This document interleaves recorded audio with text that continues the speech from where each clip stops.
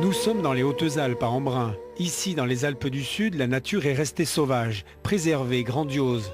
Dans ce territoire de montagne se déroule le mythique Embrunman, le triathlon longue distance le plus difficile de la planète. Au programme 3,8 km de natation, 188 km en vélo avec le col de l'Izoard et un marathon en course à pied, soit 42 km 195. Mon grand plaisir, c'est quand j'attaque dans le col de l'Izoard ou dans Pallon et que je sens que je suis très fort, plus résistant que les autres. Ce qui fait que quand j'arrive pour entamer mon marathon, je sais que ce sera très difficile pour moi, comme pour les autres.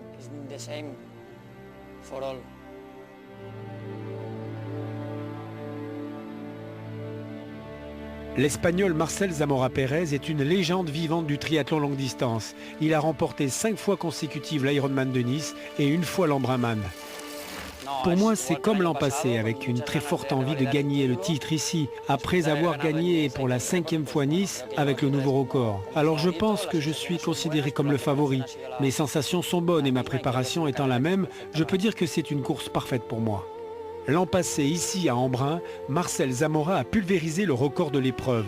Nouveauté pour cette année 2010, Marcel Zamora a considérablement amélioré ses performances en natation. Ce qu'il apprécie par-dessus tout, étant originaire de Catalogne, ce sont les grosses chaleurs de l'été. Ce qu'il redoute le plus, c'est le froid. Il y a 2 ans ici, il avait subi une grosse défaillance alors qu'il neigeait au col de l'Izoard.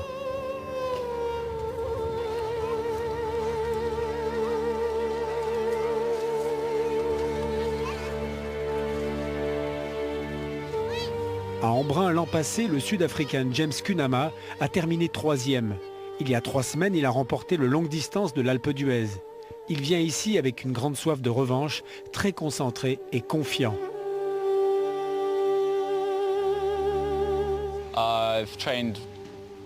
Je me suis entraîné entre 30 et 40 heures par semaine, tout l'été en Suisse. Cette course d'Embrun, c'est celle de tous les challenges pour tous les triathlètes. C'est la course mythique où tu dois, en vélo, aller chercher dans ce que tu es capable de donner de meilleur pendant une très longue journée. Et tu dois finir par courir le plus vite possible.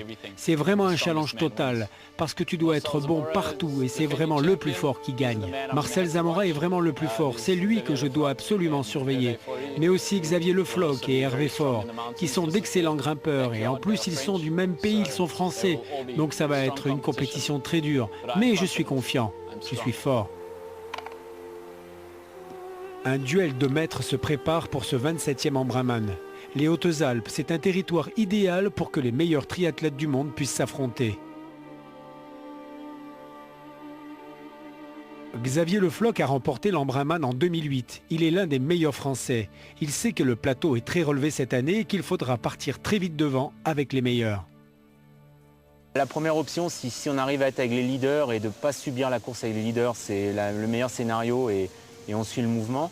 Deuxième scénario, c'est qu'avec les leaders, ça va un peu vite et à ce moment-là, il faut absolument se mettre dans sa bulle et gérer sa course.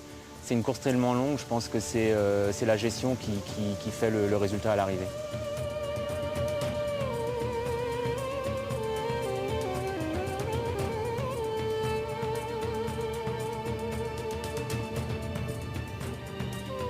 Depuis 10 ans, Magali Le Pape s'est fixé un objectif, participer et terminer l'Embrunman. Mais elle est diabétique et veut prouver que malgré la maladie, il est possible de se lancer des défis sportifs qui peuvent paraître extraordinaires. Voilà. Je fais partie du club du Tri 07 de Privas, donc j'ai fait vraiment une préparation spécifique, on va dire au cours des 6 derniers mois. Quelqu'un de normal, entre guillemets, part sur l'épreuve, se ravitaille et n'a pas de problème particulier. Le problème du diabète, c'est c'est à nous-mêmes en fait de gérer le taux de sucre, c'est-à-dire de veiller à ne pas être en hypoglycémie, manque de sucre, ni hyperglycémie, trop de sucre dans le sang. Allez, banane, Ça va, merci. course, banane, banane. Le défi vient de là, parce que la gestion du diabète au quotidien est tout à fait possible, mais n'engendre pas de problème particulier. Alors le fait d'avoir le sport par-dessus est plus délicat. Voilà. Je pense être prête parce que la maladie apprend à vraiment être à l'écoute de soi-même, vraiment être à l'écoute et surtout se ravitailler. Ne pas zapper un ravitaillement, ça c'est très important.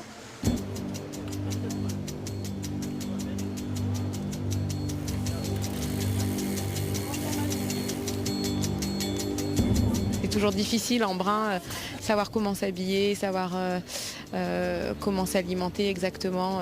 Il n'y a jamais de règles, donc voilà, on va faire avec tout ça. Je suis prête, alors ça va. Je suis bien, mais il y a du stress quand même. Hein. Pourquoi?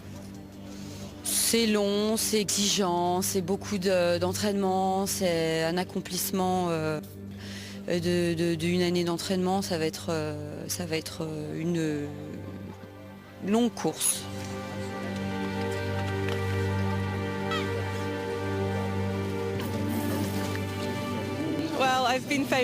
C'est bien, je suis la favorite comme sur beaucoup de courses et j'essaie d'utiliser ce statut comme un avantage. Mais ça veut dire qu'il faut se concentrer tout au long de la journée pour réaliser un très bon travail.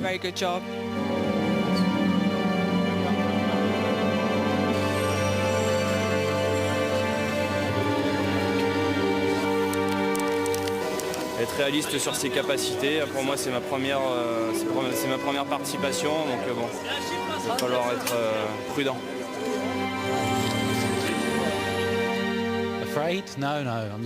Peur? Non, pas du tout. C'est le contraire. C'est un grand plaisir pour tous les gens qui vont participer ici. C'est vraiment fun et ils vont en profiter toute la journée. Là, je suis ici d'abord pour me prouver à moi-même que je suis capable de faire ce métier. Et puis après, j'ai hâte d'en découdre avec des garçons tels que Xavier Le Floch, Marcel Zamora. Et puis je suis content d'avoir un partenaire de club en la personne de Hervé Faure, avec lequel on va peut-être essayer de contrer les velléités de Marcel. Hein. J'ai peu d'informations sur cette course, mais je pense que ce sera une expérience très enrichissante. Je pense que ce sera un peu plus dur qu'Hawaï, mais je cherche ce type d'aventure. C'est une longue journée, il y a beaucoup de choses qui peuvent se passer, donc maintenant les dés sont jetés. Hein.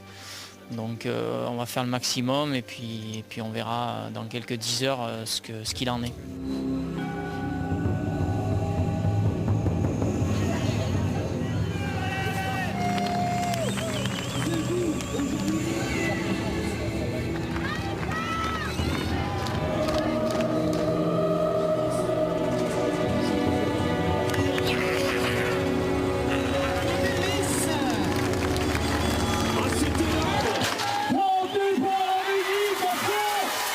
« 896 triathlètes plongent dans ce décor étonnant où l'eau et le ciel se confondent dans le noir.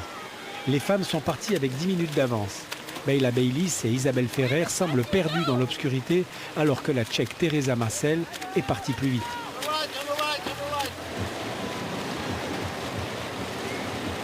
Dès le départ des 3,8 km de natation en eau douce, les favoris ont réussi à se hisser aux premières places. Tout devant, on trouve l'Espagnol Francisco Pantano et les Français Julien Couder et Pierre Lenoir.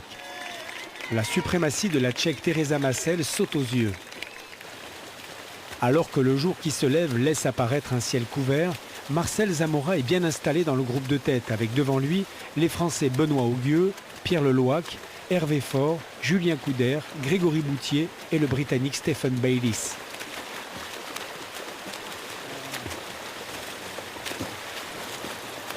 Au milieu du deuxième tour, la Tchèque Teresa Marcel nage seule devant avec une avance de plus de 6 minutes sur ses poursuivantes.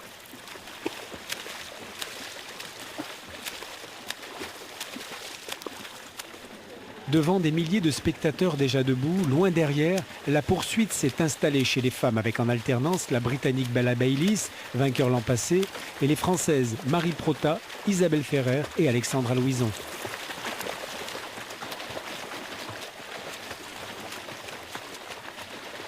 La brume qui se détache des montagnes laisse imaginer une journée humide et fraîche, ce qui ne doit pas rassurer Marcel Zamora qui souffre lorsqu'il fait froid. Aux avant-postes, on trouve Francisco Pantano, Benoît Augueux, Marcel Zamora, Grégory Boutier, entraîné par Patrick Bringer, et devant toujours Julien Couder et Pierre Lenoir, talonné par Stephen Bayliss et l'Américain Brandon Marsh.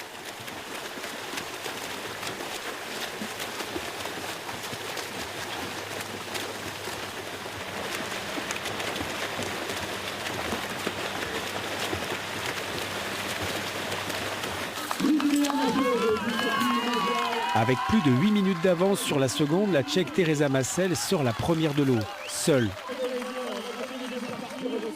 son expérience au plus haut niveau international la conduit à ne pas se précipiter pour ne rien oublier dans son alimentation, dans ses choix vestimentaires, car elle va partir pour presque 7 heures de vélo en direction du col de l'Izoard, classé hors catégorie.